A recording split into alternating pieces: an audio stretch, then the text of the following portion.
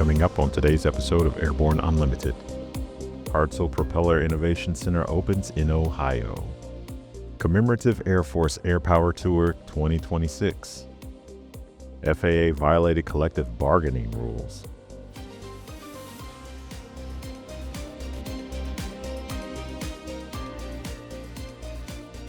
Welcome to Airborne Unlimited. I'm your host, Cam Walton. Let's get into today's stories.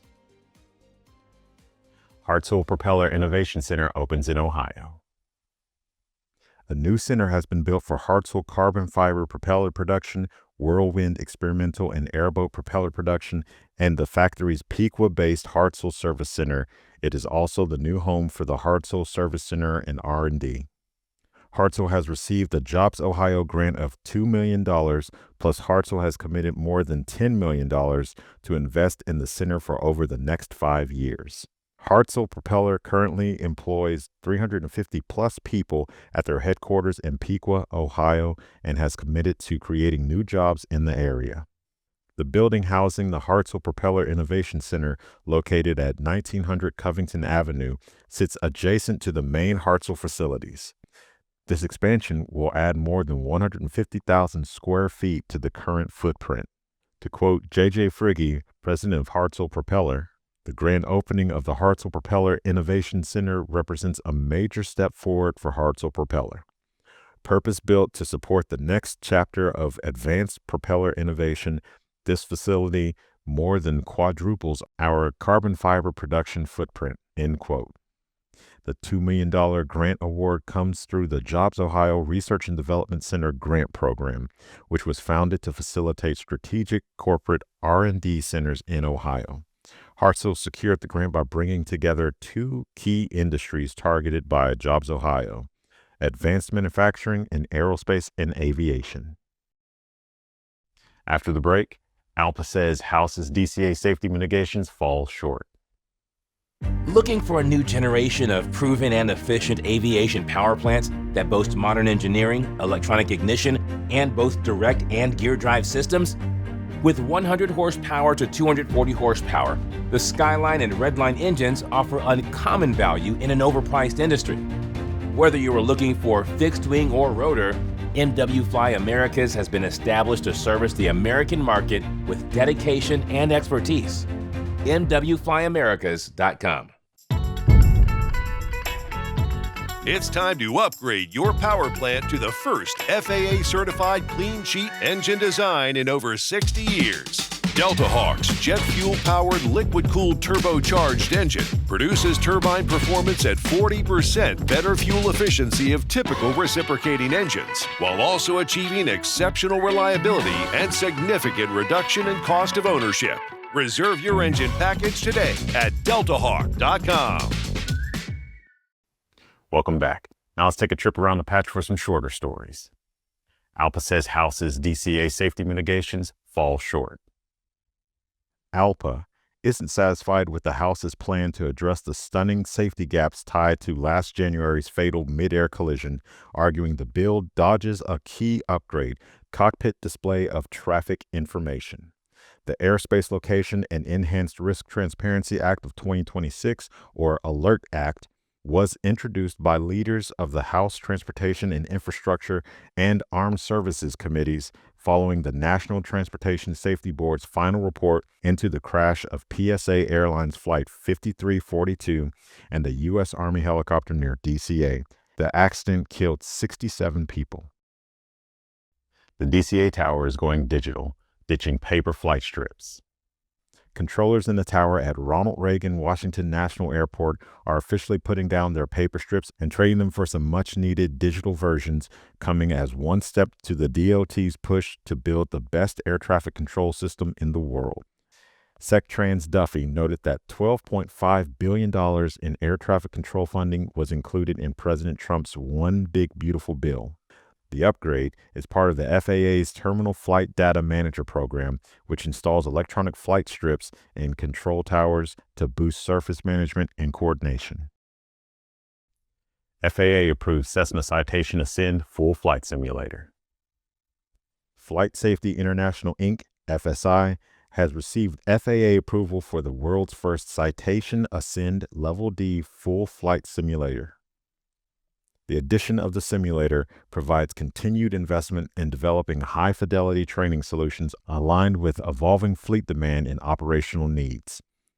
The first-of-its-kind simulator reproduces the Citation Ascend cockpit with exceptional accuracy and is equipped with FSI's Vital 1150 image generator, featuring rapid environment update capabilities for ultra-responsive visual processing. U.S. to transfer King Air reconnaissance aircraft to the Philippines. The Pentagon and Philippine Coast Guard have finalized a contract to transfer 3 Beechcraft King Air turboprops. The aircraft represent a critical upgrade for Philippine maritime domain awareness and search and rescue operations, according to Agency Commandant Admiral Ronnie Gavin and Senior Defense Official John No, the Defense Department's Assistant Secretary for Indo-Pacific Security Affairs. The aircraft comes as the PCG builds up its air wing in anticipation of an increased demand across Philippine waters. Well, that's it for today's trip around the patch. Now let's get to the rest of the news. Commemorative Air Force Air Power Tour 2026. The Commemorative Air Force, CAF, is bringing its Air Power Tour 2026 to several cities across the United States this year. The tour is a flying museum that brings rare, flyable World War II aircraft to cities to educate the public and honor military veterans. Visitors can see and touch the planes and hear the sounds of the engines that powered World War II aircraft. The goal of the tour is to educate, inspire, and honor, showing the collection of rare, iconic, historic American military aircraft. Rides are also available in some of the aircraft, as well as cockpit tours from the pilots and crew who maintain the planes. Tour schedule so far, with more potential stops planned: Warbird Weekend, Dallas, Texas, April 11th. Warbird Ride Day, Fort Worth, Texas, April 25th. Montgomery Regional Airport, Montgomery, Alabama, April 29th through May 3rd. Shelter Aviation, Savannah, Georgia, May 6th through May 10th. Eagle Aviation, West Columbia, South Carolina, May 13th through May 17th. Johnstown and Cambria County Airport, Johnstown, Pennsylvania, May 28th through May 30th. Connecticut Air and Space Center, Bridgeport, Connecticut, June 4th through June 8th. Mid-Atlantic Air Museum, World War II Weekend, Reading, Pennsylvania, June 5th through June 7th. After these messages, FAA violated collective bargaining rules. Direct Fly USA proudly introduces the new Alto NG, a single-engine, two-seat light sport aircraft for the North American market. This simple, all-metal aircraft design provides low-maintenance cost, easy, comfortable access, and responsive flight controls. Equipped with the Rotax 912 engine and a ballistic parachute, the Alto NG is reliable and safe. Learn more about the Alto NG at directflyusa.com. I grew up in an aviation family. My dad flew airplanes and flew air shows, actually, so ever since I was 3 years old, the only thing I've ever wanted to do was be an air show pilot. It's cliche, but I get to live my dream every single day. I'm currently using the Hartzell Talon, the new aerobatic propeller. It's increased the performance of the airplane. It's made the harmonics balance throughout the airplane so much better. By far the best aerobatic propeller that I've ever flown behind. Welcome back. FAA violates collective bargaining rules. An arbitrator has determined that the Federal Aviation Administration violated the collective bargaining agreement, CBAs, of the approximately 11,000 union members of the Professional Aviation Safety Specialists, PAS, AFL-CIO. The arbitrator issued a decision in favor of PAS represented employees at the FAA who filed a grievance regarding the across-the-board cancellation of routine telework and remote work arrangements. The arbitrator recognized the careful balance the FAA and PAS struck in developing rules around telework and remote work during contract negotiations from 2022 to 2024. Rather than guaranteeing specific telework schedules or remote work, the collective bargaining agreements focused instead on the process to be used determining which schedule can be available to employees. To that end, the arbitrator found that the CBAs call for routine telework requests and remote work arrangements to be determined on a case-by-case basis using the criteria negotiated in good faith by the FAA and PASS. Pursuant to the law, an arbitration decision can be repealed within 30 days of its issuance to the Federal Labor Relations Authority.